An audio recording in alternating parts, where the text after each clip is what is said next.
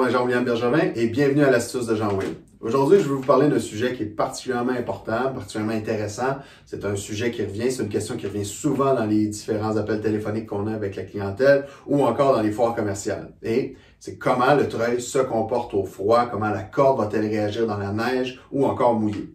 Une chose qui est certaine, c'est qu'on a fait plusieurs tests sur tous les modèles qu'on offre chez Portable Winch et l'utilisation au froid n'est pas un problème tant qu'on connaît les limites de l'appareil.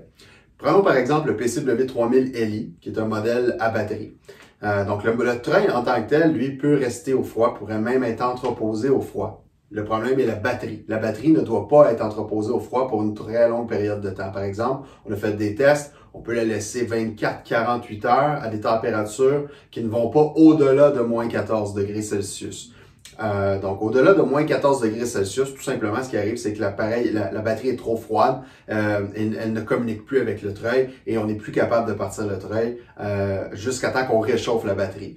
Par contre, un truc qui est simple, c'est si par exemple vous pensez utiliser un PCW3000Li l'hiver pour aller soit en VTT, en motoneige ou encore à la chasse et qui fait froid, la seule chose que vous avez à considérer, c'est de garder la batterie au chaud. Un truc simple pour ça, que je recommande souvent, c'est tout simplement de garder la batterie comme ça, soit celle à 2.5 ou la 5 ampères, dans une petite boîte à lunch.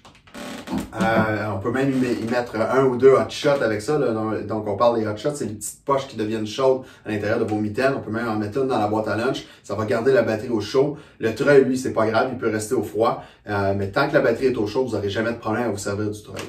Pour ce qui est des treuils à essence, ben c'est différent. Vous savez comme moi qu'un moteur à essence, surtout les petits moteurs, ça aime pas trop le froid ou les températures extrêmes. Donc, dans les différents tests qu'on a fait, peu importe le modèle, le GX35 qui équipe le PCW3000 ou le GX50 qui équipe le PCW4000, si vous les laissez toute la nuit au froid, des températures très froides, moins 20, moins 25, c'est certain que le matin, ça va être extrêmement difficile de les faire partir. Le GXH50, notre modèle sur le PCW5000, vu que le moteur est un peu plus commercial, plus industriel, va être capable d'endurer un peu plus le froid, mais encore là, il va être très difficile à partir. Par contre, la bonne nouvelle, c'est que dans les différents tests qu'on a faits, dès qu'on va les réchauffer, 10-15 minutes, soit à l'intérieur ou encore dans l'auto, dans le pick-up, on les laisse une dizaine de minutes à la chaleur, puis encore là, ils redeviennent très faciles à partir. Donc ça, c'est pas un problème.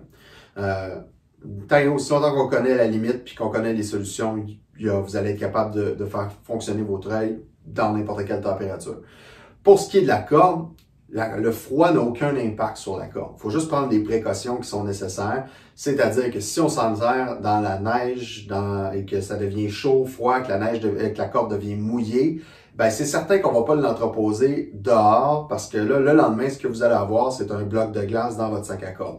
Donc, la seule chose à faire, c'est tout simplement, si on voit que la corde est mouillée à cause de la neige ou autre, on l'entrepose à l'intérieur, on la laisse sécher, puis on n'aura pas plus de problème que ça. Au niveau de l'interaction entre la corde puis le treuil, qu'il y ait de la neige, qu'elle soit mouillée ou quoi que ce soit, la corde devient tellement serrée quand on utilise le treuil qu'il n'y a pas vraiment d'eau qui s'accumule dedans. Elle va bien coller aussi sur le cabestan. Donc, c'est vraiment pas un problème. Neige, treuil, neige, sable, avec le treuil, c'est pas un problème. Ça va très bien fonctionner. Donc, j'espère avoir répondu à votre question. Si jamais il y en a d'autres, n'hésitez pas à nous contacter. Bonne journée.